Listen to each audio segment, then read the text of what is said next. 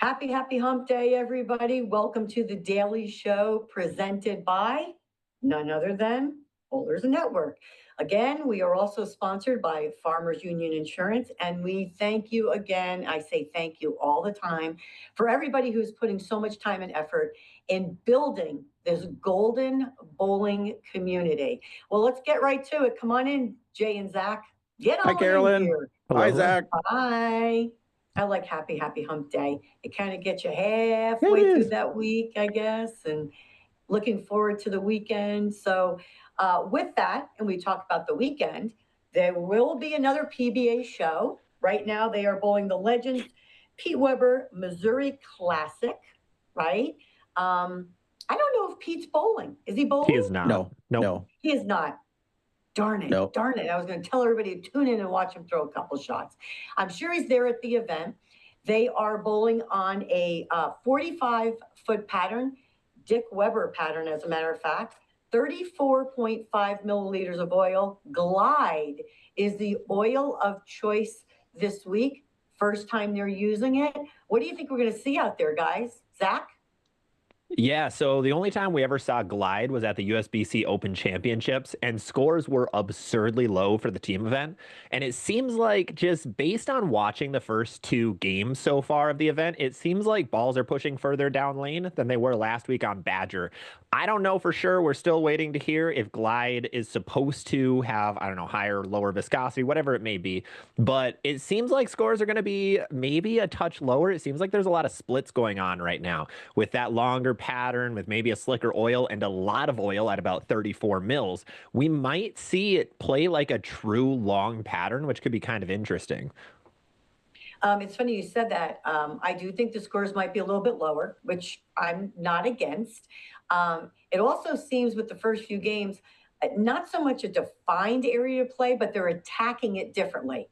Different players, two-handers, one-handers, slower ball speed, lower rev rates. They're all attacking the pattern just a little bit differently. So it will be interesting to see exactly where the maybe perfect place to play is.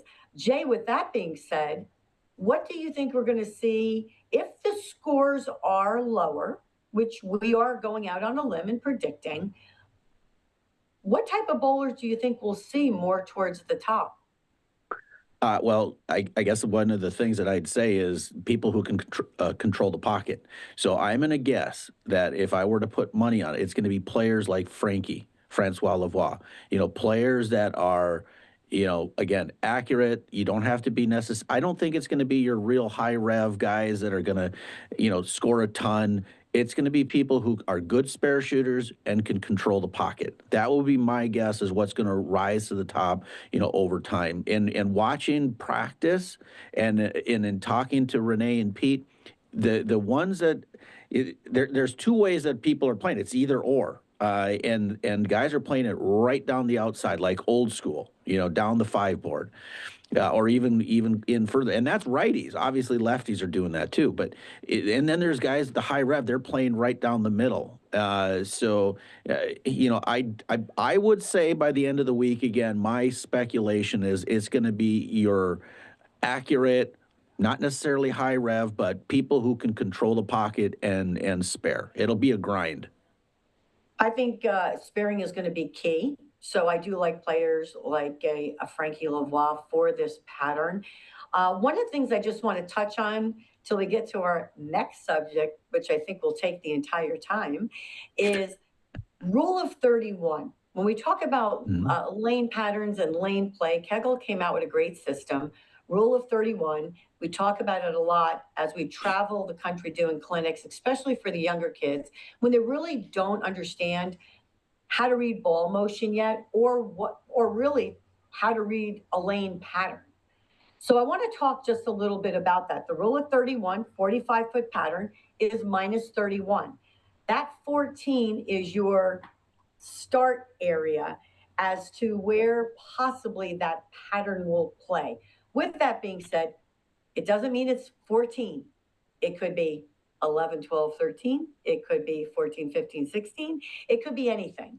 But like you said, Jay, people were playing different parts of the lane.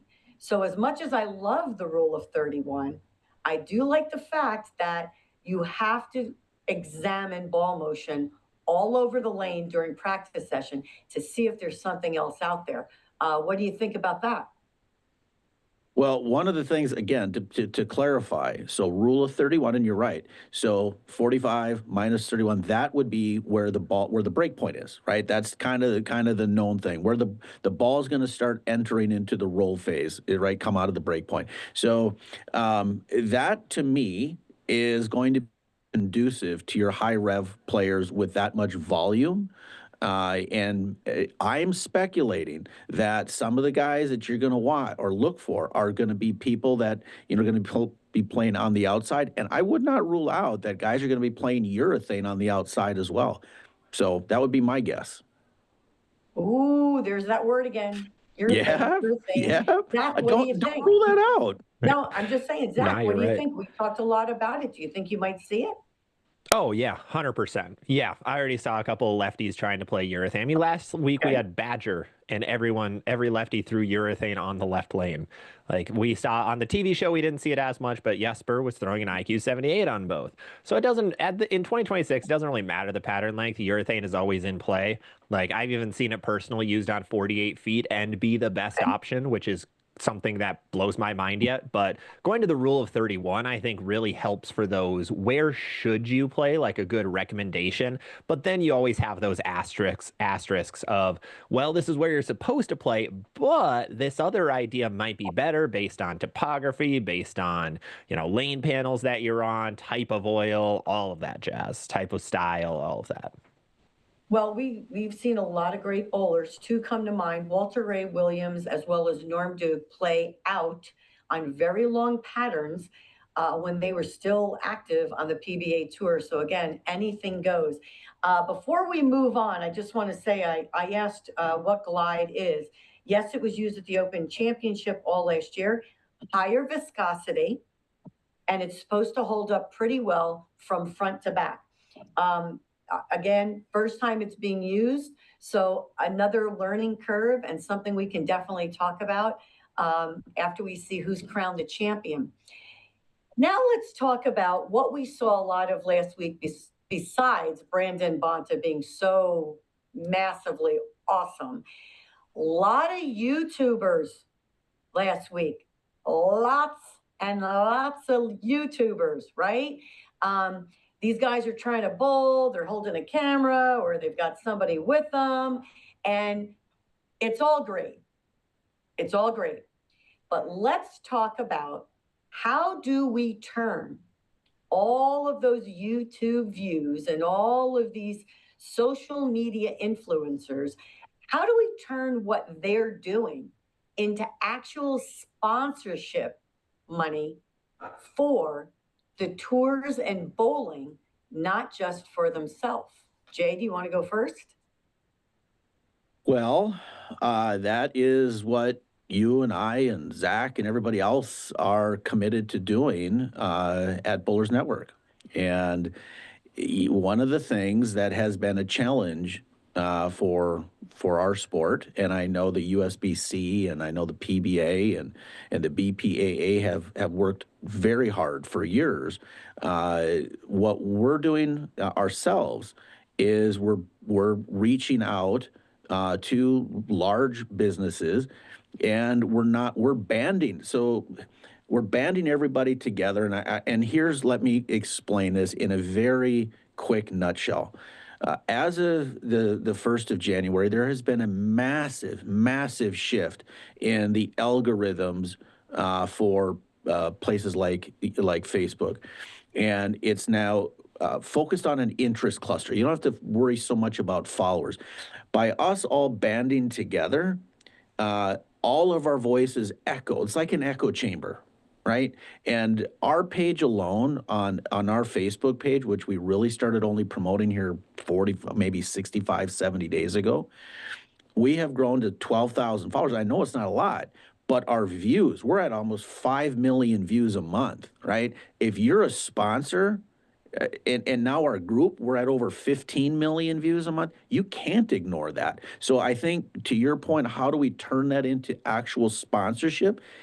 Well, that's what we're doing, and I hope others see that and they do the same for their channels. Like Zach, Zach has an awesome. Hey, I'm going to put a plug in your channel, the ZVL Bowling channel on YouTube.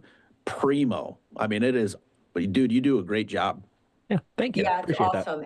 And I want to, before Zach, because I want some insight, obviously, from Zach, but I want to kind of piggyback on that just a little bit. I had a great conversation last week with an ex-PBA player, multi-time champion, as well as having a major, has done very well for himself, owns his own business. And he made a comment to me that I thought was profound and makes so much sense. When I asked him this question, his answer to me was, the thing that the influencers do the best is that because there's such little bowling for such a long period of time, the influencers keep bowling in the public eye. They keep it active. They keep it fun. They keep it, just this is what you can do when you bowl. This is what you can't do when you bowl. This is how you can have fun when you bowl. Whatever it be, they are actually keeping the word bowling and the sport out there in front of everybody while there's that little bit of a lull. Zach, my question to you is, how do we continue to do that without saturating the market, or is saturating the market the right thing to do? Or is there I want to say, perfect component to make it all come together that will resonate into sponsorship dollars? Yeah, I think one of the big things that bowling is doing that might set us back from compared to a lot of other industries is, if you look at our top influencers, they're professional bowlers. There are very few me's out in the world where you are not a professional bowler, but you are still trying to be a content creator in the bowling space. Bowling has a really tough time with that. Now, Brad and Kyle started it off and they've knocked it out of the park. They've done more good for the PBA than I think anybody has in the last 10 years. I think they brought this massive surge of a younger audience because they showed more of the PBA without having to get, a subscription to be able to watch qualifying, or needed a cable subscription to watch Fox in the past, whatever it may be. But the problem is everywhere else. Now, these pros, a lot of them are very hit or miss when they make content. They're big during the PBA season. They get a ton of views. Brad and Kyle's last how many videos have broken 100,000, which is massive. But once that season ends, that's where we really do have a problem, where then a lot of them stop posting. I mean, they're making money in other ways. They aren't really trying to make a living off of social media, so they don't need to post. Where I think we need a lot more people who are not professionals to take over the content creator space, because right now the only non-professional content creators outside of me review bowling balls. That's really about it. No one is really doing the all-in-one approach in the bowling world.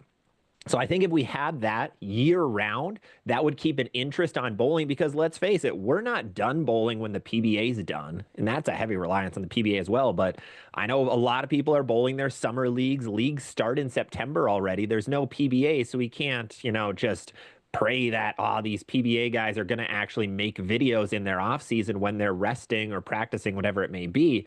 So I really think we need that all year round, people who are trying to make content their business, their job, their full-time thing to try to help grow things. Okay, let's piggyback that just a little bit. Wait, let's piggyback that before I go to you, Jay. Let's piggyback that just a little bit. We're talking about all of bowling, okay? All aspects of bowling, sport, amateur, string pin, 10 pin, whatever it be. Do you think we would have a better chance of sponsorship dollars coming in, even with creators, if we had creators targeting certain audiences? In other words, we use, okay, I'm at the senior age, right? Obviously I'm older, okay? So what I do, would that benefit bowling if I targeted an area to get those people in to continue? Zach would be the younger audience for whatever it be. And then Jay, you're the middle of the road. Is segmented marketing possibly the way to go, or is it all inclusive? Jay? Yeah. So purposeful marketing, right? So let me, and I use this analogy a lot, and Carolyn and you and Liz, and I know you've heard me say this. So let's look at why we're doing this. First of all, let's start there. Yes, we want sponsorship, but sponsors are only going to give you the dollars and invest in you if your audience size is growing. That doesn't, right? So that's why it's a business decision. So in order for us to grow our following and in order for us to grow bowling, we have to think differently. All right. So to your point, Carolyn, absolutely purposeful content. All right. So using your analogy, Carolyn, you like pickleball, right? You love pickleball, right? So let's find a way to overlap those audiences. Let's do videos that pull those two things together. Those two. So if we're going to do one video, let's blend bowling and pickleball into something. Now you've got a bigger audience. Now you're pulling people from multiple areas. So we're looking to do something in two respects: get sponsorships and grow bowling at the same time. Okay. So in order to grow bowling, and this is going to sound like a dumb statement, but you can't grow something, you can't grow yourself by eating yourself. If we're so focused on marketing our videos to bowlers, we're trying to grow bowling within bowling. You can't do that. And so we need to pull people from different audiences. So anyway, there's my 2 cents. It got a little longer than what I wanted. No. Yeah. And I agree with that 100%. We need to mix match what resonates with me outside of bowling may resonate with many. And that's where I think I want to throw it to you, Zach. Everybody of all ages plays pickleball. Everybody of all ages plays cornhole or golf. So again, we're looking at not necessarily a segmented market, because again, we've got so many bowlers, whether you're professional or not, that do so many things that people in general do at all ages of their life and at all stages of their life. So I don't think we have to segment. Yet, do we think that there's one, and this is for you, Zach, do you think there's one market that you think may be more receptive to hopping on board with bowling? Yeah, I think that's a really good point. So 2 pieces of it. One of them going back to professionals being the main influencers and no one on the other side. The reason that bowling stays within itself is because all of the non-professionals, ball reviewers, are trying to cater towards ball companies, because to make ball reviews, you need bowling balls. So that's been the only way that non-pros have stepped into the space. Professionals, really, that's their second job. It's never really their main priority. Right. So that's one big thing why bowling generally, consumes itself, focuses on bowling sponsorships. Now, trying to grow outside of that, like with a wider audience, I don't think we need to segment as much. For me, for example, I kind of try to cover everything. And I've had people between 5 years old and 75 years old come up to me in bowling alley, say, "Hey, I love your content. I watch your stuff." Of course, maybe less good English from a 5-year-old, but either way, there's still every age jumps in. I don't think we need to, target certain ones, because that really pigeonholes ourselves.